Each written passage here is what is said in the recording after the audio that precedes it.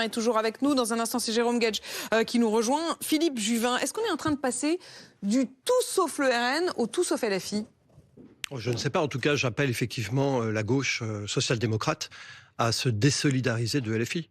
Enfin, il est temps que le Parti socialiste retrouve ce qu'il a été, c'est-à-dire un parti qui défendait des principes et surtout pas la violence. Or, c'est vrai que la violence est désormais en politique omniprésente et un certain nombre d'élus, pas tous, bien entendu. Un certain nombre d'élus LFI ont entretenu cette violence par leur discours. Est-ce qu'il n'y a pas le même problème à droite? Éric Ciotti est parti, a rejoint Marine Le Pen. De très nombreux élus de droite reprennent à leur compte les mêmes slogans, les mêmes propositions programmatiques que le RN. Est-ce qu'il n'y a pas au fond un problème similaire, une sorte de parallélisme des formes? Non, je ne crois absolument pas. Je n'ai pas entendu Éric Ciotti appeler à la violence. Je ne crois pas qu'Éric Ciotti soit fiché S. Et je ne crois pas qu'il y ait un parallélisme que l'on puisse faire entre un camp et l'autre. Ça veut dire que pour vous, LFI désormais est pire que le RN? Ah, mais la question n'est pas pire, c'est une option. Quand on écoute Bruno Retailleau aujourd'hui dit « je ne mets pas un signe égal ». Ah non, mais il est évident, de toute façon, lors du fameux front républicain il y a 2 ans, moi je m'étais opposé à ce front républicain. Je trouvais que ça n'avait plus qu'aucun sens. C'était un non-sens de dire on va s'allier avec LFI. Raphaël Arnaud est fiché S. Raphaël Arnaud, je crois, sous toute réserve... A été condamné pour violence. Il avait été condamné pour violence avant d'avoir été Or, on voit bien qu'un des sujets aujourd'hui, c'est la violence en politique. Les discours sont tels qu'on ne considère plus que les gens sont des adversaires politiques, on considère que ce sont des ennemis qu'il convient en réalité de supprimer.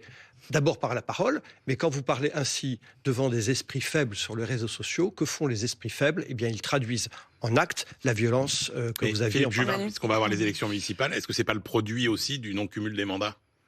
Le fait que les élus au niveau national n'aient plus finalement d'ancrage local et un petit peu qui implique une certaine retenue, direct, voilà, et qui a eu une sorte quand même de présélection de compétences pour le dire comme ça, c'est un peu c'est peut-être une des causes lointaines, elle est lointaine toutefois, mais si vous voulez dire effectivement qu'on a aujourd'hui des élus qui tombent de nulle part, oui, qui n'ont pas eu l'expérience de la démocratie locale, où quand vous êtes maire vous êtes obligé de discuter avec tout le monde, ça c'est une certitude. Je rappelle que vous êtes maire dans les Hauts-de-Seine. On est dans quelque chose malheureusement qui est beaucoup plus grave et puissant, c'est une hyper-violence générale de la société. Pardon, j'ai vu toutes vos images tout à l'heure, j'ai découvert ça sur le salon de l'agriculture.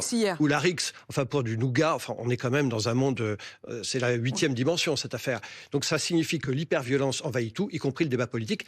La violence, elle devrait être limitée aux urnes. Vous voyez, le débat politique, il devrait être dans les urnes au moment des élections. Or, dans les urnes au moment des élections municipales, les extrêmes, comme vous dites, LFI d'un côté, le RN de l'autre, vont faire des scores assez faibles en l'occurrence. Oui, mais vous savez pourquoi on a inventé la démocratie parlementaire? On a inventé la démocratie parlementaire pour que nos bagarres aient lieu verbalement dans l'hémicycle plutôt que dans la rue.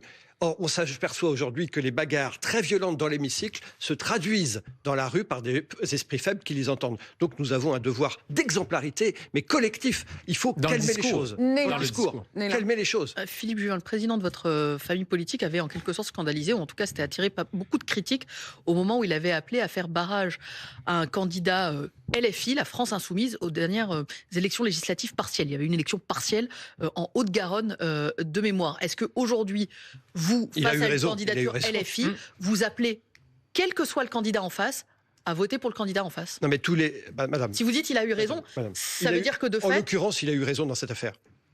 Tous les LFI ne se valent pas, bien entendu. Il y a à LFI des gens qui sont raisonnables. Je les vois dans le débat. Moi, je discute. Mais je suis rapporteur général du budget. Le président de la commission des finances est à LFI, Coquerel. J'ai jamais entendu M. Coquerel appeler à la violence physique des uns et des autres. Mais il est vrai qu'à LFI, il y a une proportion très importante de gens qui se lâchent. Pourquoi? Est-ce une stratégie globale? Je ne sais pas. En tout cas, je l'observe. Et c'est ça qui me permet de vous dire, donc oui, pas globalement, d'ordre national contre la France Insoumise, quand je vais voir un candidat LFI, je pense que j'aurais cette pensée que c'est un candidat d'un parti où il y a d'autres personnes qui prônent la violence. Merci beaucoup Philippe Juvin d'avoir été avec nous ce matin. Philippe Juvin, vous êtes député LR des Hauts-de-Seine et justement cette question, on va la poser tout de suite à Jérôme Guedj qui nous rejoint.